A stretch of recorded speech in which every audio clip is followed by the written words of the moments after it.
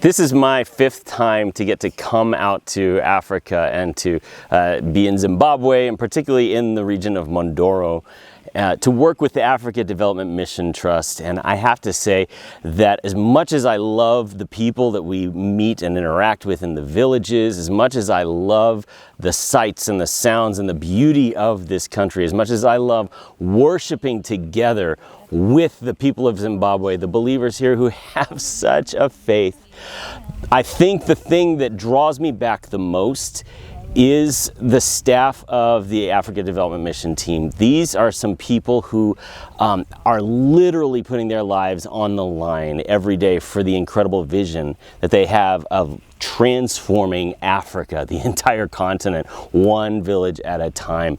When I think of the team leaders and of the pastors and of all of the staff with whom we get to interact, I am constantly reminded of the people who are listed in Hebrews 11, the heroes of the faith, people who are willing to make sacrifice after sacrifice after sacrifice, not because of something that is visible to them right now, but because a promise that God has given them in their hearts of something that is beyond this.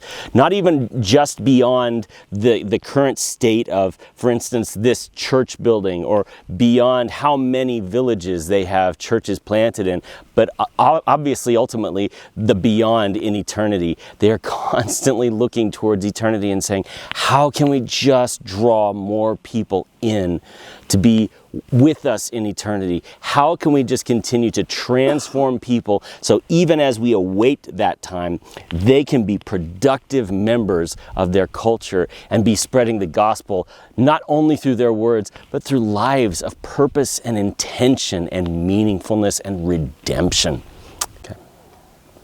I'll be honest, I have been on some mission trips to other places, and I have been with other ministry organizations in other countries. I never, in my wildest imaginings, as I was growing up and even as a young adult, would I have said, I want to go to Zimbabwe. And so the very fact that I even came was, I was invited to go on a trip years and years ago. When I got here, I was promised by someone, once you get to Zimbabwe, it just gets under your skin. It just gets in your blood. And I didn't know what he meant. But that's exactly what I have experienced. And I can't go back to another place without just coming. I always feel like when I come to Zimbabwe, there's even more for me to see, even more for me to try and give, so that I can at least support the ministry that's going on here. There may be another ministry elsewhere that has as broad a net as the Africa Development Mission Trust.